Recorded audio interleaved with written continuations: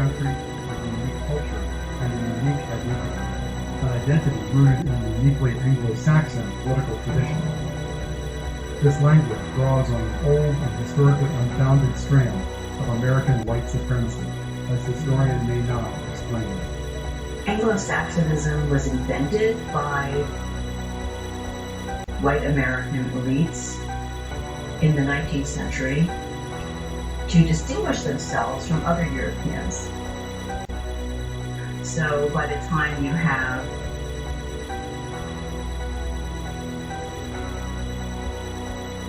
it's welcome to another video. Now this one here, me and the guy, the guy, because obviously the N is silent, type of thing in this in these Chinese languages. Me a guy.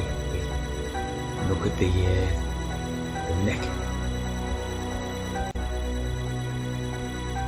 the arms up on it.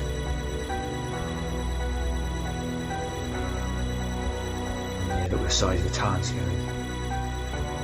the size of them hands. This is what the trans.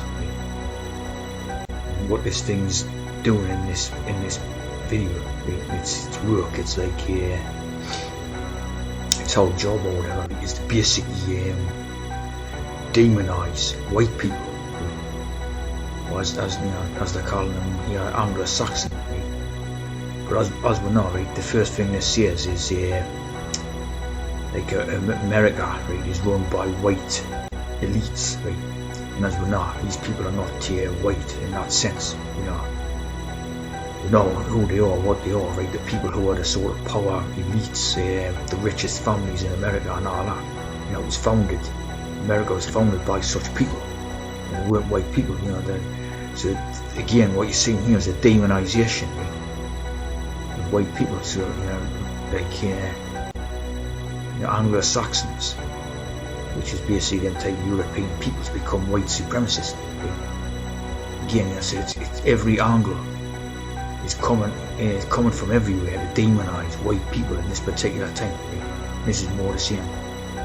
That's Protestant, or what we call the WASP, the white Anglo-Saxon Protestant, and that becomes the kind of vessel for white supremacy in the United States. And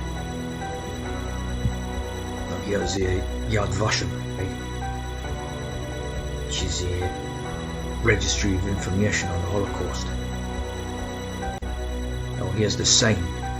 As you see, 1, 2, 3, 4, 5, 6, and then 7. Now basically,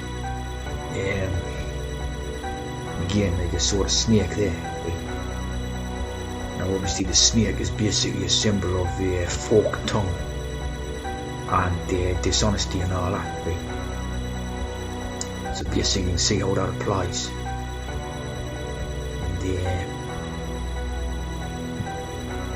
And here's a story about paedophile Ian Watkins. Again, this is the same thing as the Jimmy Savile and the Gary Glitter and all that. And I personally have never heard of this Lost Prophets or something. But it's like each sort of successive generation that keeping this going. Like a demonization of the old-fashioned white society.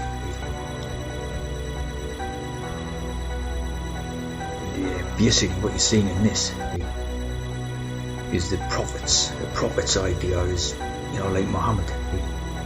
So you're seeing, and Muhammad of course married a 9-year-old girl or something. So what you're seeing is a bit of disguised Muslim stuff being blamed on whites.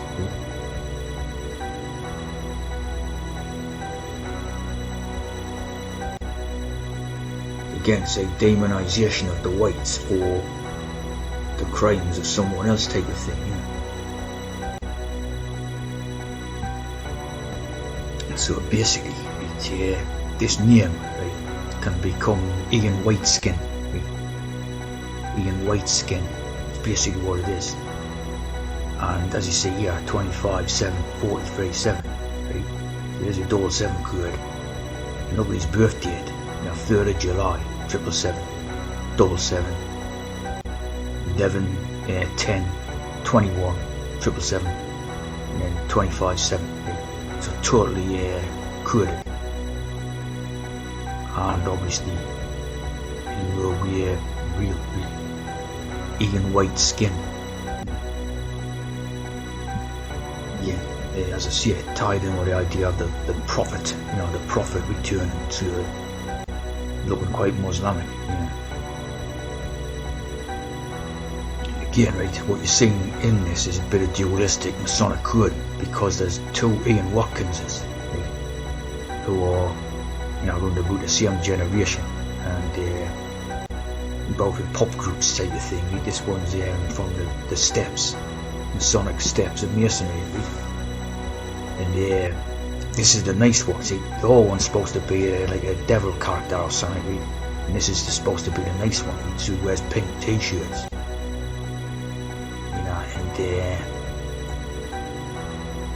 and presume that the H, right, it stands for homosexual, right?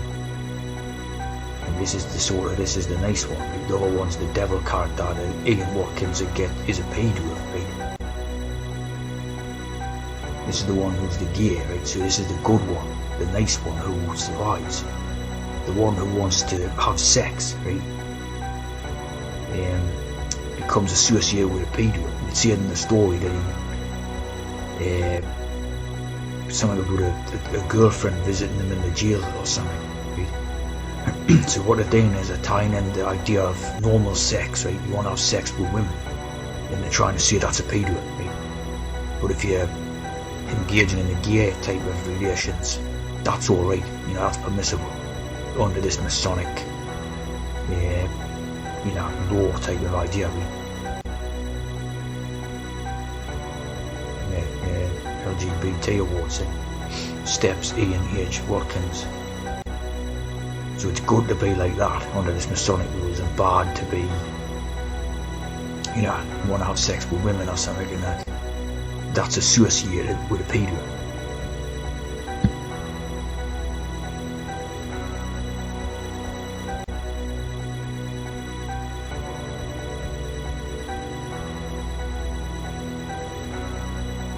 Fleshbind.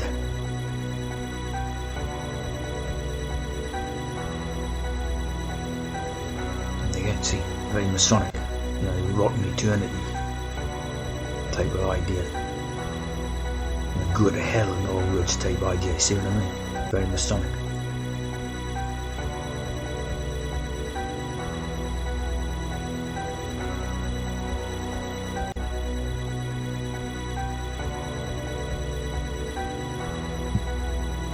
And I was reading this knowledge before.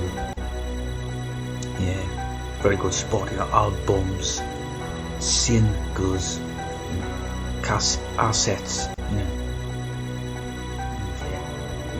Basically, right, if you didn't know about number 7 code,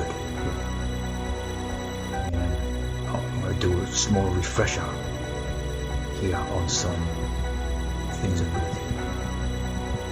Because obviously, you don't get more 7s about it, not Ian Wyteskin type of thing.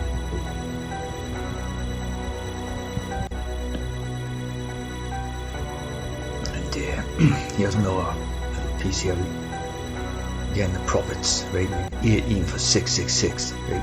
And there's the 666 with the 7. Again, we're seeing these prophets, the lost prophets, the Prophet Muhammad. Companies are profiting from government immigration policies. Again, we're showing doing the refreshment. 777 Partners, American private investment company based in Miami. Now we know what Miami is famous for. And Florida and America and all that.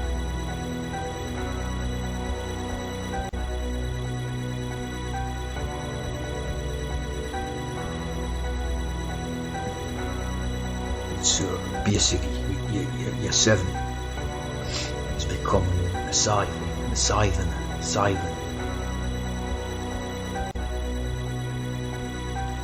basically in the context of Hebrew language, right, is the Zayin mind weapon. And as you see here, spiritual warfare. So this is like spiritual warfare, which is, you know, spell and voodoo and all that. It's the same thing. Brainwashing, you know, it's all the same thing. And as you see, it divides. So it divides the different people, you know, their type of people, right, and the normal people. Obviously, it's used as a division thing, a divide, right?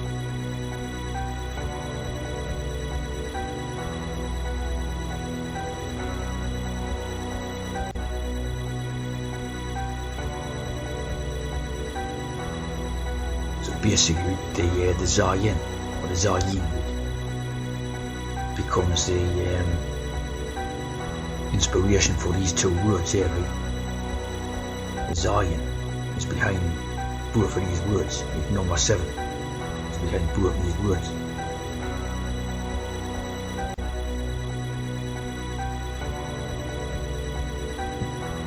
Yeah, now as you see the name Ian Watkins means God is gracious, GG, or gift from God, GG, so again double 7.